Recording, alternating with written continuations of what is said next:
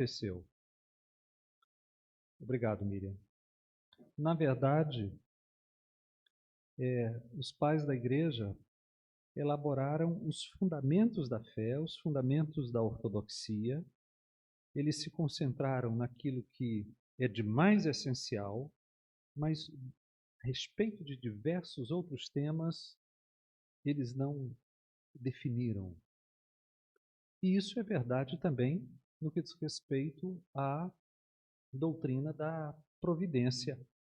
Até que Agostinho, o bispo de Hipona, resolveu definir alguma coisa a respeito. E Agostinho, em seu pensamento sobre providência, ele discutiu com os epicureus de Epicuro, um filósofo grego que deve ter morrido por volta de 270 a.C. Os epicureus enfatizavam a fuga da dor, a busca do prazer, não é? E a crença no acaso. Então, Agostinho estava também discutindo com os epicureus sobre o tema do acaso. Afinal de contas, na história existe espaço para acaso? Agostinho discutiu o tema, não é? Contra as ideias dos epicureus de que o mundo é governado pelo acaso. Agostinho também discutiu contra a noção estoica. O estoicismo é uma outra escola filosófica que ensinava o rigor ético, a austeridade, a rigidez moral de acordo com a lei da natureza. Os estoicos, eu digo, tiveram início com Zenão no século IV a.C., e eles criam na aceitação racional da própria sorte, que era determinada por uma espécie de razão impessoal, uma espécie de destino. Então, os estoicos, com a sua ideia de acaso, os epicureus, com a sua ideia de acaso, os estoicos com a sua ideia de destino, acaso, ou destino, ou razão impessoal. Contra estas noções, o bispo de Hipona discutiu. E na doutrina de Agostinho, Deus, conforme sua soberana e livre vontade, governa todas as coisas e tem domínio tanto sobre o bem quanto sobre o mal. Então, olha como Agostinho se posicionou. Primeiro, ele discutiu com estoicos e epicureus. Estoicos com uma noção de razão impessoal, destino. Os epicureus com aquela noção de acaso. Agostinho disse: nem acaso, nem razão impessoal, nem destino. Deus governa soberana e livremente todas as coisas, dominando, conduzindo, controlando, orientando, governando, inclusive sobre o mal. Na Idade Média, outras ideias foram sendo introduzidas até que vieram os reformadores e, pelo menos nas primeiras gerações, quase de forma unânime, subscreveram a noção agostiniana de providência. Mas lá, mesmo no tempo dos reformadores, primeiro os socinianos limitaram a providência de Deus. Deus não governa sobre tudo. E depois, numa terceira ou quarta geração, vieram os arminianos, também limitando a noção de providência. Então, a partir do século XVII, nós já temos, tanto dos socinianos quanto dos arminianos, uma limitação. Deus não é bem assim, não é bem como Agostinho disse, nem como os reformadores de primeira geração e segunda disseram. Deus não governa exatamente sobre tudo. E aí nós temos um limite à providência. Ocorre que as coisas, não há nada tão ruim que não possa piorar. Vieram os séculos XVIII e XIX, e então o deísmo explodiu no contexto do racionalismo, no contexto do evolucionismo, E o deísmo diz exatamente o contrário do que a doutrina da providência quer dizer. Enquanto que a providência diz que Deus controla soberana e livremente todas as coisas, o deísmo diz que Deus não intervém em nada de sua criação. Deus fez as coisas, é, forjou a criação, dotou a criação de leis próprias e então deu um tchau para a criação que havia feito. Olha o que nós temos. De um lado a providência, de um outro lado o, o deísmo. Atualmente, a palavra providência desapareceu do vocabulário dos cristãos. Você quase não vê um crente falando sobre providência. Você percebeu isso? A providência não faz parte do diálogo, não faz parte nem do jargão cristão. Providência é palavra que simplesmente desapareceu, se tornou obsoleta, se tornou uma palavra arcaica, caiu em desuso, saiu da moda. E essa palavra já foi uma palavra comum. Na verdade, a palavra providência já foi uma palavra central na expressão cristã. E agora ela foi condenada ao completo ostracismo. Não se fala mais a respeito de providência. O doutor Heber Carlos de Campos, citando Bercoa, quando Bercoa discorre sobre a crise da doutrina da providência no século XX, o doutor Heber também lamenta esta erosão da doutrina da providência na atualidade. Ele diz que, vou abrir aspas para ele, quase não há nada escrito sobre a providência de Deus nas últimas décadas do cristianismo histórico. O doutor Heber, no século passado, final do século passado, resgatou isto que ele achou que estava faltando no cristianismo histórico e lançou a grande obra sobre providência que há em português. Providência de Deus. É um livro, talvez tenha umas 1000 páginas. Um livro excelente. Um livro excelente. Ele percebeu, imagino eu, ele percebeu a lacuna e se lançou no projeto de preencher pelo menos um tanto do que está faltando no cristianismo histórico a respeito de reflexões sobre providência. Alinhado com Bercoa, o Dr. Heber, digo, também nos oferece 3 razões que explicam o profundo desprezo odierno da doutrina da providência. Preste atenção nisso. Vamos recapitular. Os pais foram omissos. Não houve uma definição sobre doutrina de providência. Coube a Agostinho pensar mais a respeito. E Agostinho lutou contra o acaso dos epicureus e também lutou contra o destino, uma razão impessoal, um determinismo dos estoicos. Para Agostinho, Deus governa todas as coisas. Todas as coisas. Governa sobre todas as coisas, sobre as coisas boas e sobre as coisas más. Essa doutrina foi bastante chafurdada na Idade Média, resgatada pelos reformadores, que depois deles, houve também uma nova revolta contra a providência, ora por parte de socinianos e arminianos, e finalmente por conta da chegada do deísmo, na época do racionalismo.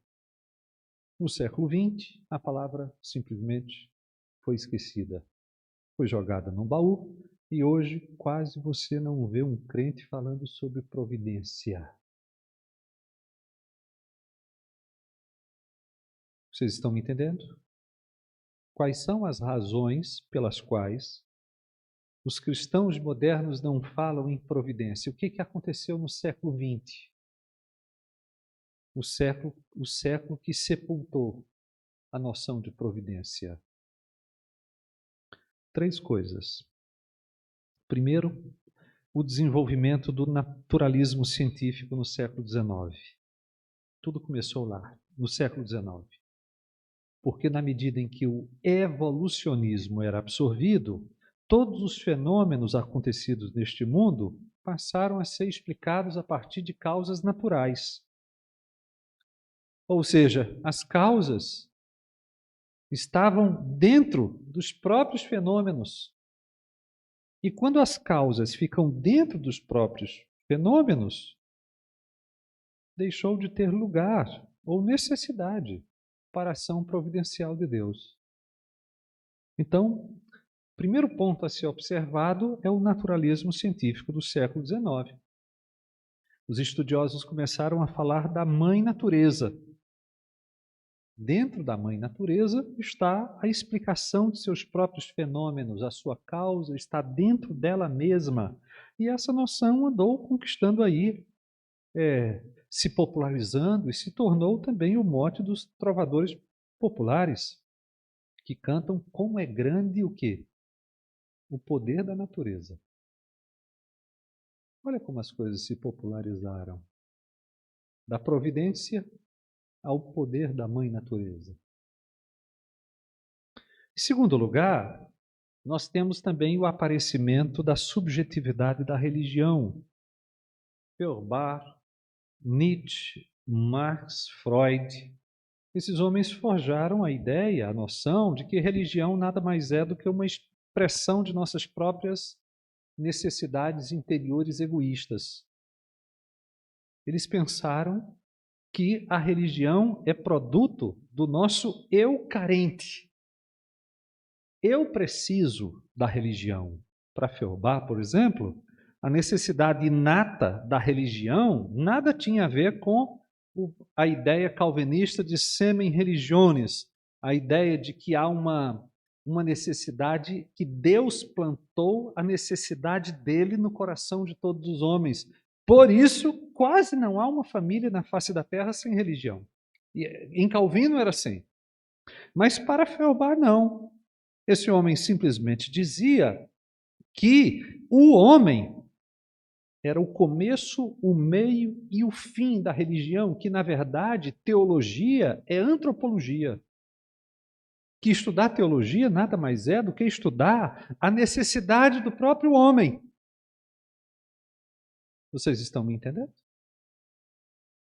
Então, nós temos, em primeiro lugar, eu mostrei para vocês aqui o naturalismo científico, depois nós temos também a subjetividade da religião. E, por fim, em terceiro lugar, Dr. Eber também disse: a erupção das duas grandes guerras mundiais é também responsável pela erosão da providência, porque a emergência das guerras mundiais deixou o cristianismo histórico boquiaberto.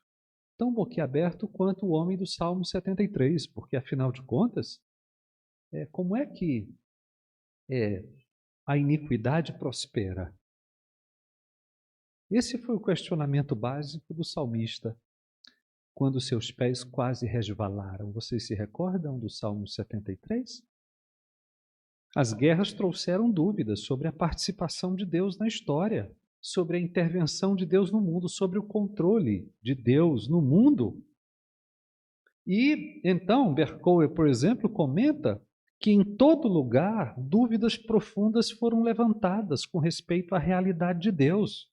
E os homens não somente negaram a providência sobre todas as coisas, mas até ridicularizaram a ideia por apontarem simplesmente a realidade que estava em torno deles.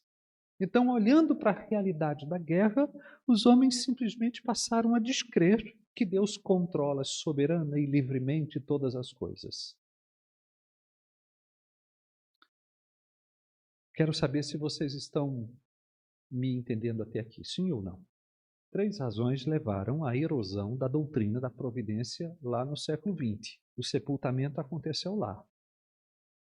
Primeiro, aquela cientificidade naturalista do século XIX. Depois, nós temos a subjetividade da religião, pensada pelos liberais e também por teóricos ateus.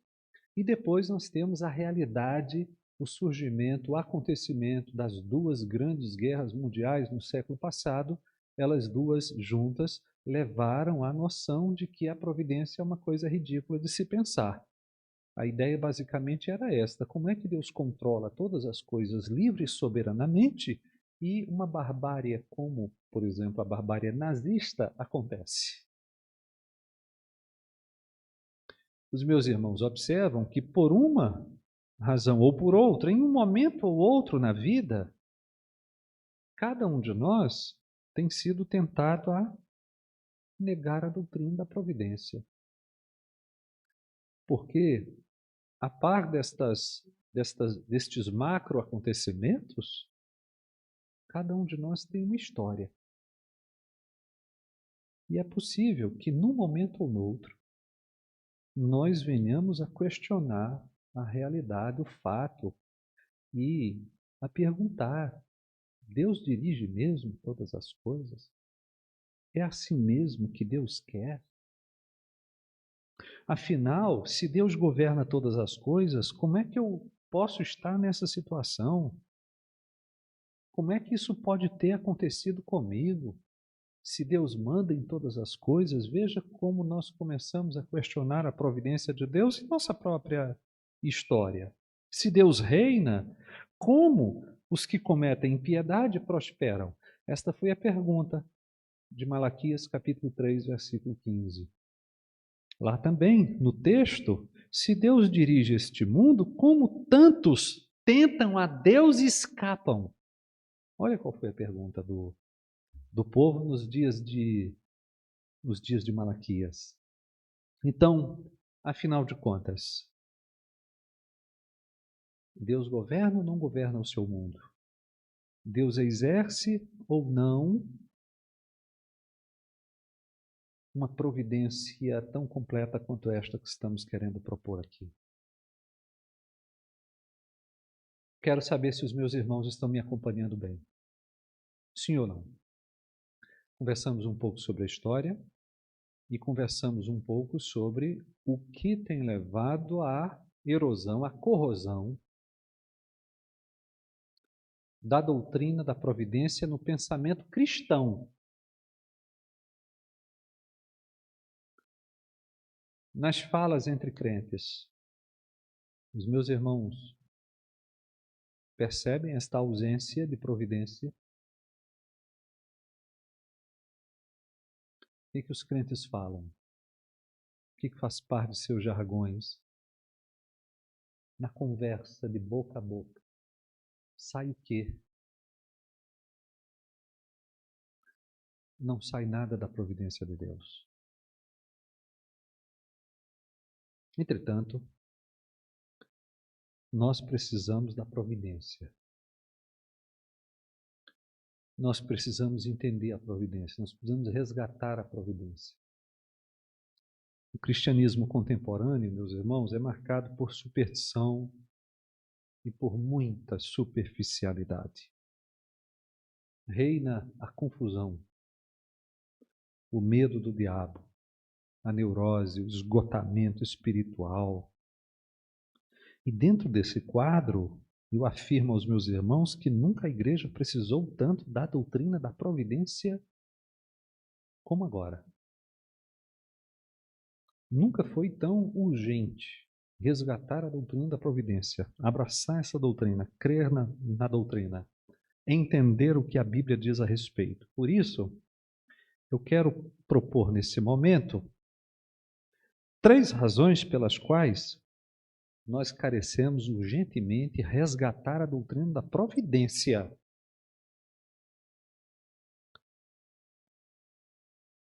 Entendemos o que vamos falar agora?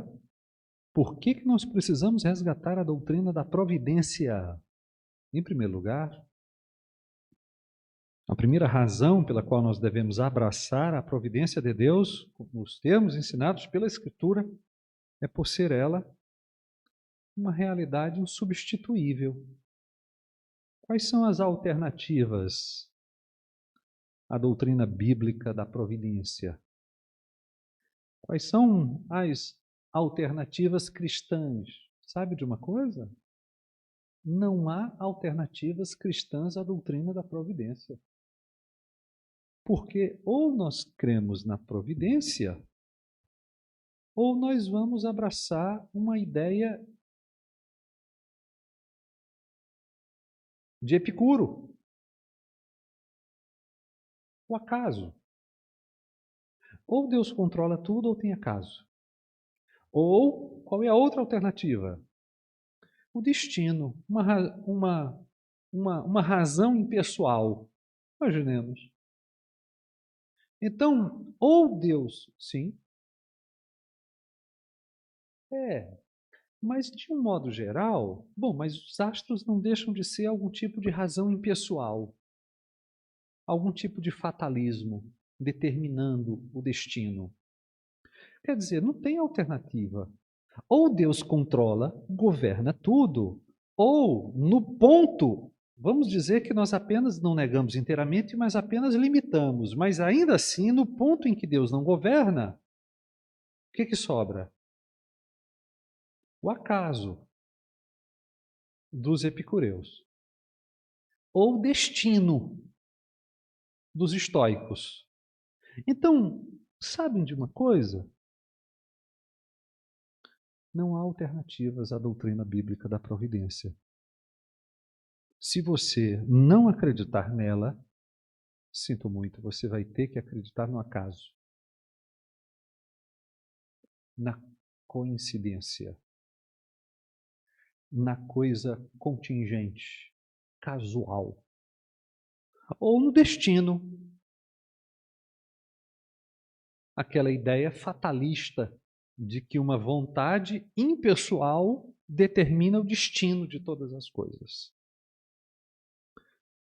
Em suma, nós precisamos da doutrina providência porque não há alternativas cristãs para ela. Segundo lugar, a doutrina da providência é um fato constatável se nós observarmos a vida à luz da palavra de Deus, né? Havendo um tanto de bom senso e havendo um tanto de coerência, nós podemos analisar os fatos e concluir como concluiu Jeremias. Jeremias disse, o profeta: eu sei, ó Senhor, que não cabe ao homem determinar o seu caminho, nem ao que caminha o dirigir os seus passos. Jeremias capítulo 10, versículo 23. Pensem, os meus irmãos, em sua própria vida, nas idas e vindas de sua própria história, e os meus irmãos vão, talvez com um pouco de bom senso, concluir a presença de uma mão secreta, conduzindo as coisas, realizando as coisas. A gente pensa de uma forma, acontece de outra. Planeja por um caminho e caminha por outro caminho. É capaz até de ver sentido nisso, ao longo do tempo, não imediatamente, de entender algumas razões. O que eu estou querendo dizer é que nós precisamos da providência para entender os caminhos da nossa vida. Em terceiro lugar, e por fim, a doutrina da providência é uma realidade bíblica. Se não formos deístas, a própria ideia da criação pede a doutrina da providência, porque, afinal de contas, não sendo nós deístas, a providência nada mais é do que o controle que Deus exerce sobre aquilo que Ele criou. Se você é criacionista e não é deísta, eu lhe chamo para abraçar a providência. Porque a providência é pressuposta na criação. Deus deve cuidar daquilo que fez. Ainda que nem abrimos a Bíblia, mas é possível, por força de uma lógica incontrastável, chegar à conclusão de que Deus deve cuidar daquilo que criou. Deve. Então, a própria existência de um Deus pessoal também reivindica a ideia da providência. E é por isso que nós quase não ouvimos falar, não passamos uma página no Antigo Testamento, por exemplo, sem perceber a ação providencial de Deus, governando, cuidando, intervindo, agindo, interagindo com o mundo que ele criou, e especialmente com o seu povo, com o povo que ele recriou. Então, a Bíblia exige a doutrina da providência. A nossa própria realidade exige a doutrina da providência. E, quando eu olho para as alternativas, eu preciso da doutrina da providência porque chego à conclusão que não há alternativas cristãs a ela. Eu quero saber se vocês estão me acompanhando ainda. Me entenderam bem? Bom, ditas estas coisas a título de princípio de conversa, vamos conceituar a providência. Pastor, o que a fé reformada, o que os reformadores queriam dizer quando falavam em providência? Notem, meus irmãos, a palavra providência, ela provém do latim, é quase uma transliteração, que por sua vez corresponde a uma palavra grega que significa primariamente ver antes, ver de antemão. Providência, em seu sentido primário etimológico, significa ver de antemão, prever. Posteriormente, a palavra veio a significar o exercício de todo o cuidado e controle que a infinita previsão de Deus de seus próprios fins e seu conhecimento que seus instrumentos apontados podem sugerir. Então, a ideia é, em termos primários etimológicos, a palavra providência significa previsão, ver de antemão, ver antes. Depois, com os estudos da teologia, esta palavra foi tomada para significar o controle providencial que Deus exerce sobre a sua criação, com base em seu conhecimento exaustivo. Veja que a providência é mais do que, em teologia, é mais do que ver antes, mas não dispensa a previsão. Porque Deus prever, melhor, não é? Deus cuida exatamente porque pode prever todas as coisas. Então, esse é o significado da palavra providência. E, portanto, providência veio a ser a doutrina que trata das ações subsequentes ao ato da criação. Então, Deus cria. Terminou a criação? Terminou. Mas meu Pai trabalha até agora. E eu trabalho também. E, claro que Jesus não estava mais falando de criação. Agora ele estava falando de providência. Na medida em que Deus encerra o ciclo de criação, ele para de criar novos tipos de coisas e dá início ao controle, ao governo orientador sobre aquilo que criou. Então, a providência diz respeito a ações subsequentes ao ato da criação. Esse é o primeiro ponto. Por meio dos quais, por meio dessas ações, né, Deus preserva. Aqui nós temos a ideia de preservação. Provê as necessidades. Aqui nós temos a ideia de provisão. Veja, preservação, provisão, dirige os caminhos, direção, governa sobre todos os aspectos, governo, retribui as ações más e boas na retribuição e concorre em todos os atos, bons e maus, de modo a levar a efeito os seus decretos. Isso se chama concorrência ou concurso.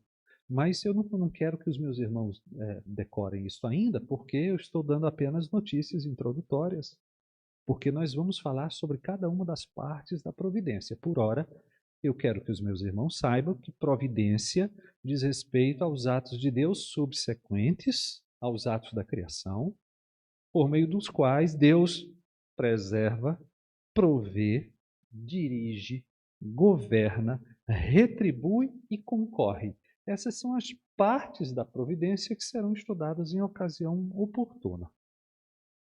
Por ora, já deu para você perceber que a ideia de providência é muito abrangente. Excluem-se os atos de criação e, a partir daí, Deus dá início à obra da providência. O cuidado todo abrangente, todo inclusivo, que Deus exerce sobre aquilo que criou, para que as coisas cheguem ao fim por Ele decidido. Esta é a ideia de providência. Um dos amigos de Jó pergunta sobre quem governa a terra. Esta pergunta está em Jó, capítulo 34, versículo 13. Quem é que governa? Quem é que exerce providência? A resposta bíblica a esta pergunta é o Deus triuno. O Deus que é Pai, Filho e Espírito exerce a mais abrangente e inclusiva providência sobre a obra da criação. O Deus triuno, o Deus que é Pai, Filho e Espírito Santo, governa todas as coisas. Eu volto para João capítulo 5, versículo 17. Meu Pai trabalha até agora. E eu trabalho também. Só aí você percebe que a obra da providência é a obra do Pai e a obra do Filho. O Filho, como o Pai, continua a trabalhar até hoje, até agora. O Filho, segundo João, capítulo 1, se os meus irmãos quiserem ir comigo lá, João, capítulo 1.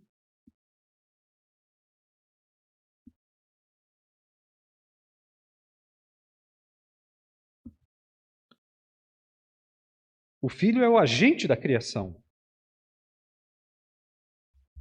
João, capítulo 1. A partir do versículo 1. No princípio era o Verbo estava com Deus, o Verbo era Deus, ele estava no princípio com Deus, todas as coisas foram feitas por intermédio dele, e sem ele, nada do que foi feito se fez. Sem a intermediação de Jesus, sem a ação de Jesus como agente divino na obra da criação, nada teria sido feito. Nada há que foi feito sem que Jesus tenha participado, como agente divino. Ora, se os meus irmãos juntarem isto com Colossenses capítulo 1,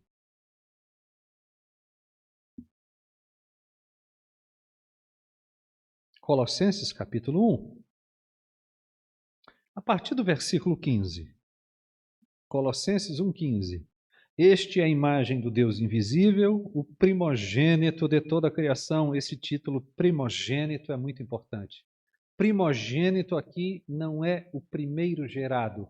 Primogênito aqui tem o sentido de governador, de responsável por todas as coisas. Um resgate da ideia do Antigo Testamento de que o primogênito da casa era o governador da casa. Era uma espécie de agente do pai que exercia esta gerência, não é? Esta mordomia. Era o primogênito a serviço do pai. O que Paulo está dizendo em Colossenses 1,15 é que Jesus é o governador. Ele manda em tudo. Versículo 16: pois nele foram criadas todas as coisas. Nele foram criadas todas as coisas. Aqui nós temos um eco daquilo que nós lemos em João capítulo 1, versículo 3. Sem ele, nada do que foi feito se fez. Nele foram criadas todas as coisas, não há nada que tenha sido criada fora dele, ou a parte da sua ação criadora. Estão acompanhando? E aí Paulo continua no versículo 16: nos céus e sobre a terra, as visíveis e as invisíveis, sejam tronos, sejam soberanias, quer principados, quer potestades, tudo foi criado por meio dele e para ele. Então, aqui nós temos a Jesus como agente da criação. Versículo 17 diz: ele é antes de todas as coisas. Esta é a maneira de Paulo dizer: Jesus é eterno.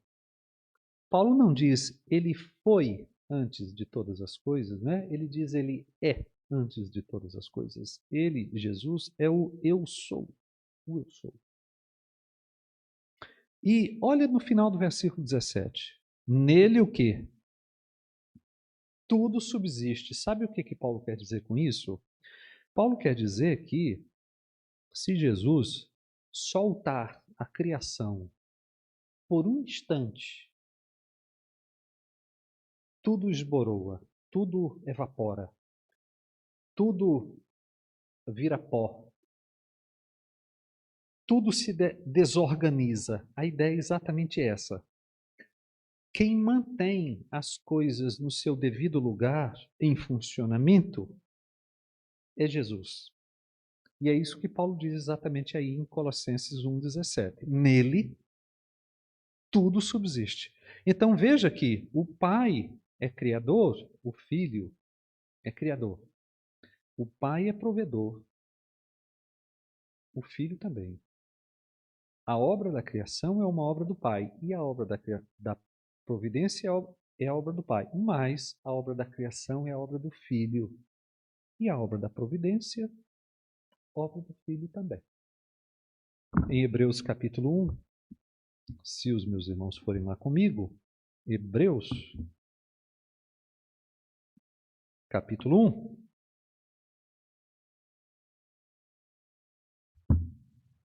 Versículo 3.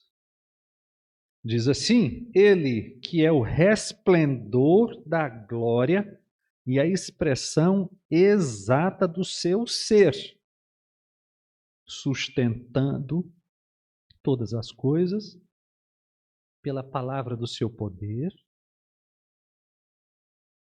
sustentando todas as coisas pela palavra do seu poder, depois de ter feito a purificação dos pecados, assentou-se à direita da majestade nas alturas.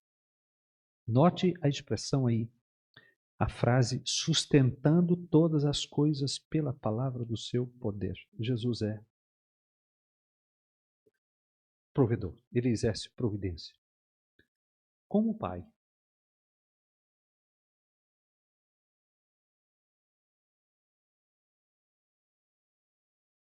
A providência também é exercida pelo Espírito Santo. O Espírito Santo atuou na criação. Logo em Gênesis, capítulo 1, o Espírito de Deus pairava sobre a terra que era sem forma e vazia. Estão lembrados? A ação criadora do Espírito lá. E em Salmos 104, Salmos 104,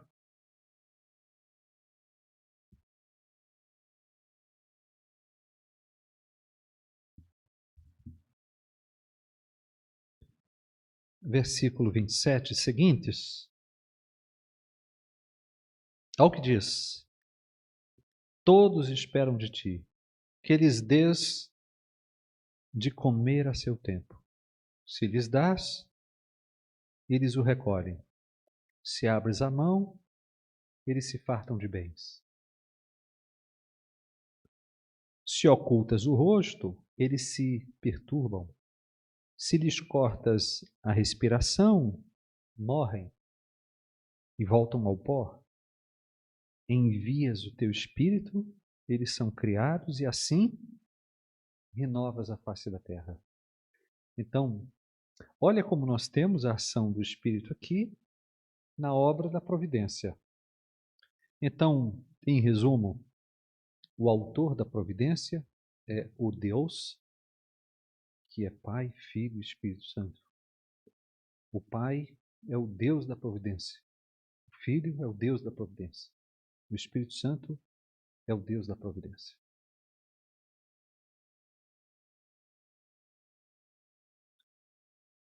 Quero saber se os meus irmãos estão me entendendo nesse ponto. Sim ou não? Só para a gente terminar. 5 minutos. Próxima quinta-feira a gente continua tratando sobre providência. 4 características da providência que nós precisamos conhecer. Primeiro, a providência de Deus é justa, é santa. Nada há de impuro em Deus. Deus é puro, santo e justo, inclusive quando concorre com os homens em seus atos maus. E quando assim o faz, ele está apenas conduzindo seus planos à consecução dos seus justos juízos e decretos e desígnios. Então, precisa ficar claro que a providência de Deus é santa, é justa. E isto é objeto da nossa fé e nós precisamos parar para pensar nisso, sobretudo, e vamos nos lembrar desta característica da providência, inclusive quando estivermos estudando sobre a concorrência ou concurso, porque lá nós vamos aprender que Deus concorre com os atos maus. Mas por ora nós estamos afirmando que mesmo quando concorre com atos maus de homens ímpios ou mesmo de demônios, a providência de Deus é justa, é santa e, em segundo lugar, é benigna, é bondosa. O Salmo 145,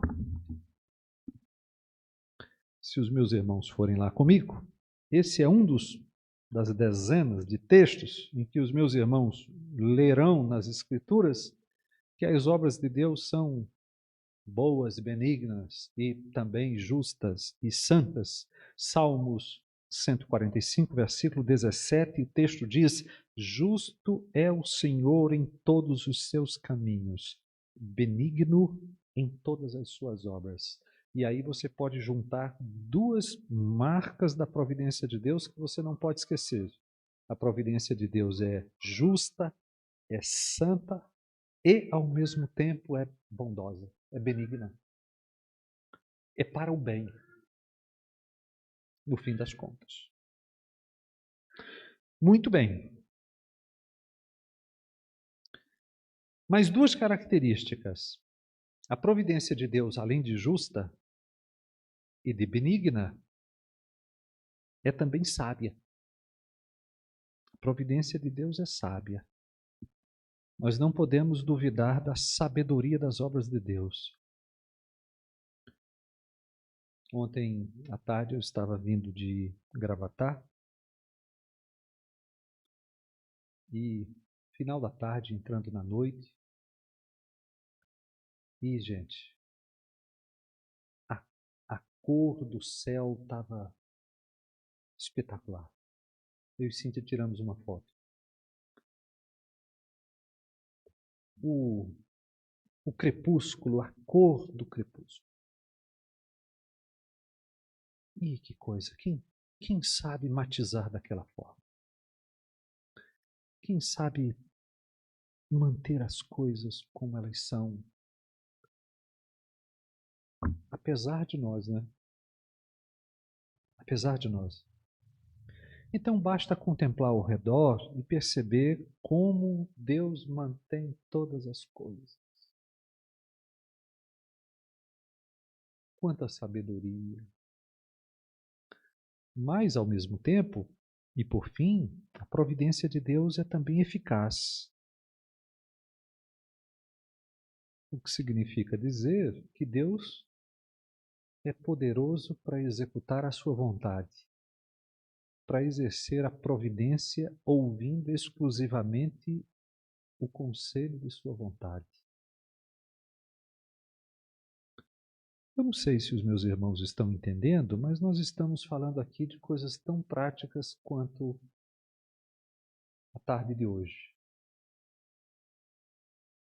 Pensar na providência de Deus como sábia e bondosa e ao mesmo tempo como justa e como eficaz. E pensar no dia de ontem, na tarde de hoje, na manhã de amanhã. É uma questão de vida. Nós carecemos disso. Nós precisamos entender que Deus governa todas as coisas de maneira sábia e que, portanto, nós não precisamos questionar. Precisamos entender que o modo como Deus nos conduz é justo, é santo, que Deus não é injusto, não há impureza em Deus. Olha como isso é coisa prática, meus irmãos. E nós precisamos também concluir que a providência de Deus é poderosa, é eficaz, ela é executada exatamente nos termos que Deus a propôs. Não há quem possa impedir. Agindo eu, quem impedirá? Não há quem possa impedir. Em Isaías, capítulo 44, se os meus irmãos forem lá comigo, eu vou terminar com esse texto. Isaías 44.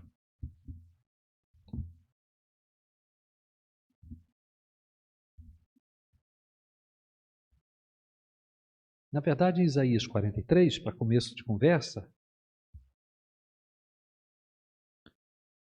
versículo 13, você já ouve lá, né? Ainda antes que houvesse dia eu era. Nenhum há que possa livrar alguém das minhas mãos. Agindo eu, quem o impedirá?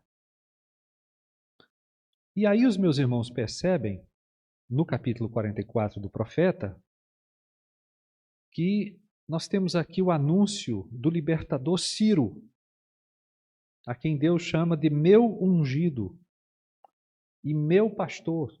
Capítulo 44, versículo 28. Ele é meu pastor. E aí o profeta diz que Ciro cumprirá tudo que me apraz. Note aí o que está no versículo 28. Estão me acompanhando? Ciro cumprirá tudo que me apraz. E depois no capítulo 45, os primeiros versículos, depois de Deus informar, por meio do profeta, tudo o que faria através de Ciro, ainda que Ciro não conhecesse a Deus, versículo 5 do capítulo 45.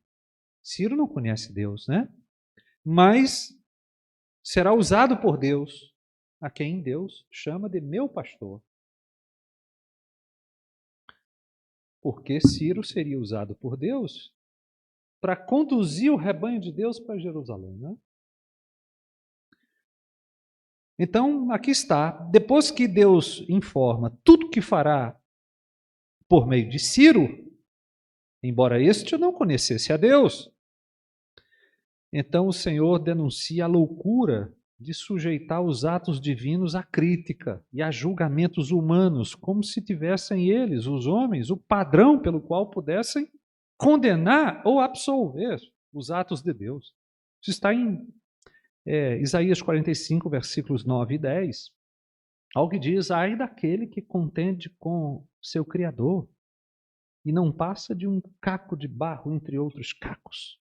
Acaso dirá o barro ao que lhe dá forma que fazes? Ou a tua obra não tem alça? Ai daquele que diz ao pai, por que geras? E à mulher, por que dás à luz?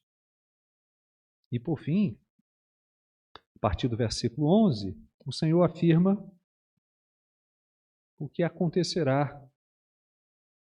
E o Senhor diz o que vai acontecer. Aquilo que acontecerá é o que Deus disse que aconteceria. E com isso convida a confiança integral nele. A partir do versículo 11, é o que diz: Assim diz o Senhor, o Santo de Israel, aquele que o formou. Quereis acaso saber as coisas futuras? Quereis dar ordens acerca de meus filhos e acerca das obras de minhas mãos? Eu fiz a terra e criei nela o homem, as minhas mãos estenderam os céus e a todos os seus exércitos dei as minhas ordens. Eu, na minha justiça, suscitei a Ciro e todos os seus caminhos endireitarei. Ele edificará a minha cidade e libertará os meus exilados, não por preço nem por presentes, diz o Senhor dos Exércitos. Assim diz o Senhor: a riqueza do Egito e as mercadorias da Etiópia e os sabeus, homens de grande estatura, passarão ao teu poder e serão teus. Seguir-te-ão, irão em grilhões, diante de ti se prostrarão e te farão as suas súplicas, dizendo: só contigo está Deus e não há outro que seja Deus. Verdadeiramente, tu és Deus misterioso, ó Deus de Israel, ó Salvador. Envergonhar-se-ão e serão confundidos todos eles. Cairão a uma. Em ignomínia, os que fabricam ídolos. Israel, porém, será salvo pelo Senhor com salvação eterna. Não sereis envergonhados, nem confundidos em toda a eternidade. Porque assim diz o Senhor, que criou os céus, o Deus que formou a terra, que a fez e a estabeleceu, que não a criou para ser um caos, mas para ser habitada. Eu sou o Senhor e não há outro. Olha o que Deus está dizendo por meio do profeta a respeito da sua providência. A minha providência é eficaz. Quer uma ilustração? Daqui a 200 anos, eu vou levantar um homem chamado Ciro. Ele é o meu pastor. Ele será um libertador. Ele não me conhece, mas eu vou fazer tais e tais coisas por meio dele. E Deus está fazendo isso para nos convidar e dizendo estas coisas para convidar o seu povo a descansar nele. Então, meus irmãos, olhem para a providência de Deus, contemplem-na e vejam como a providência de Deus é santa, justa,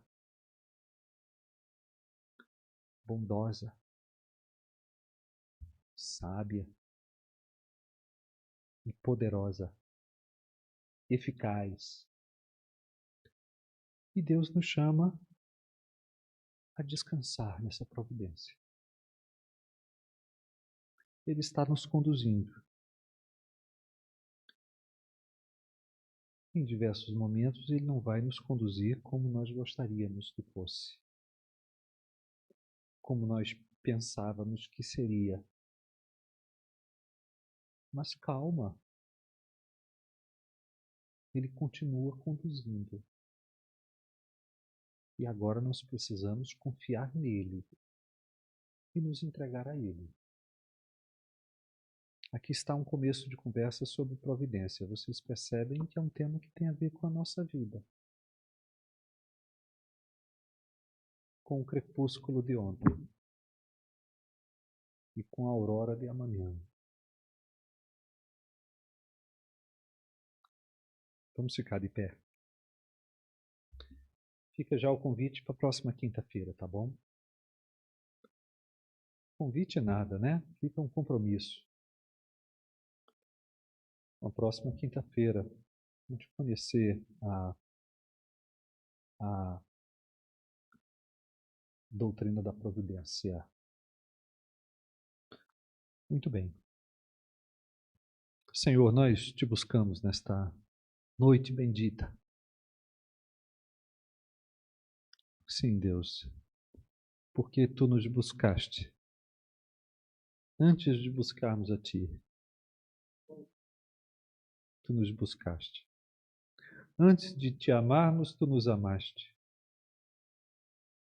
E nós te buscamos porque tu nos buscaste antes. E te amamos porque antes tu nos amaste. E agora, por tua palavra, tu nos convidas a descansarmos inteiramente em ti. Jogar tudo em tuas mãos, entregar tudo, confiar tudo. Sim, Senhor. E é o que fazemos agora. Nos doamos a ti, nos entregamos a ti. Nossos projetos, nossas decisões, nosso futuro, nosso presente, nossos planejamentos, eles estão todos submissos a ti.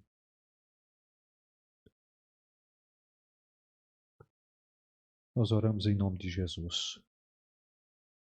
Amém.